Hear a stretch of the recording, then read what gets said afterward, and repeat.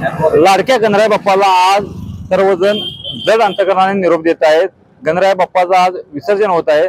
त्याच पार्श्वभूमीवर कोल्हापुरात देखील आता गणेश मूर्ती विसर्जनास सुरुवात झालेली आहे। आपण पाहतात की महापालिका प्रशासनाच्या वतीनं पंचगंगा घाटावर ते जलकुंड ठेवले आणि पर्यावरणपूर्वक गणेश मूर्तीचं विसर्जन करावं असं आवाहन देखील करण्यात आलेलं आहे। अनेक जण आहेत ते पर्यावरणपूर्वक गणेश मूर्तीचं विसर्जन करत आहेत। मात्र जे हिंदुत्व संघटना आहेत ते आता आक्रमक झालेले आहेत। कालच त्यांनी एक पवित्रा घेतला होता आणि आज 3 वाजेपर्यंत अल्टिमेटम दिलेला आहे।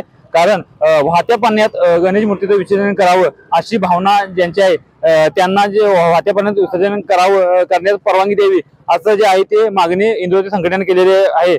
मात्र महापालिका प्रशासन असेल, जिल्हा प्रशासन असेल यांनी मात्र पंचगंगा घाटावर ते बॅरिकेड लावून हा पूर्णपणे घाट आहे तो बंद केलेला आहे आणि मोठ्या प्रमाणात पोलीस बंदोबस्त देखील या ठिकाणी तैनात केलेला आहे। यावरून आता हिंदुत्व संघटना ते आक्रमक झालेले आणि हिंदुत्व संघटनेने आज दुपारी 3 पर्यंत प्रशासनाला तो अल्टिमेटम दिलेला आहे। जर का 3 पर्यंत हे बॅरिकेड काढले नाहीत आणि भाविकांना जे आहे ते नागरिकांना वाहत्या पाण्यात गणेश मूर्तीचं विसर्जन करण्यास परवानगी दिली नाही मात्र त्यानंतर हिंदुत्व संघटना आक्रमक होतील आणि बॅरिकेड तोडून जे आहे ते वाहत्या पाण्यात गणेश मूर्ती विसर्जन करतील असा इशारा देखील दिलेला आहे। आपण या सध्या या ठिकाणी पाहतो की एक मामा बसलेले आहेत आणि त्यांनी एक बोर्ड घेतलेला आहे की मूर्तीदान का करू नये असा बोर्ड त्यांनी घेतलेला आहे। त्यांच्याकडून आपण जाणून घेऊया काय सांगाल, तुम्ही बोर्ड घेऊन बसला, तुमची काय नेमकी भावना आहे? मला बोर्ड घेऊन बसायचं कारण की महापालिकेला जागा करण्यासाठी वर्षभर जे घाण गटारीमध्ये किंवा गटारीची घाण येते, वडे येतात, साखर कारखाने मळी येते, हे तिकडे लक्ष देत नाही।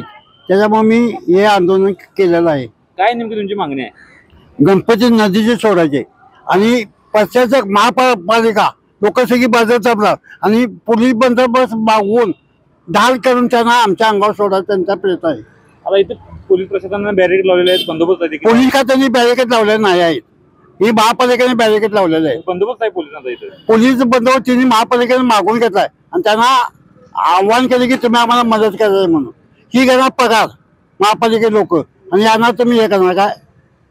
आता तुमचं काय? मी पोलीस खात्यात पण बोललो, तुम्हाला ढाल करून इथं तुम्ही बघायची भूमिका केली, तुम्ही याच्यात तुम्हाला प्रत्येकाला भक्तांच्या ह्याच्यात तुम्हाला अडचण का आणता येत नाही, तुमच्या कायद्यात ते नेम नाही आहे धर्माविरुद्ध हे करायचं। आता किती वेळ तुम्ही थांबणार आहे? मी रात्री 1 वाजेपर्यंत आहे, सगळं झालं तर जाणार नाही। आता जर नाही बॅरिकेड काढले तर तोडून का झालं? दुपारी 3 वाजता तोडणार आहे, संघटना येणार आहेत।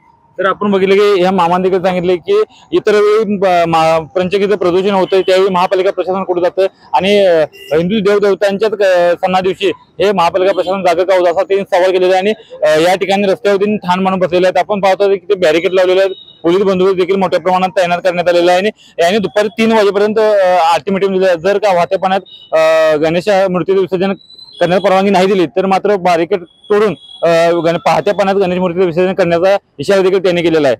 श्रीकांत पाटील, नवराष्ट्र, कोल्हापूर।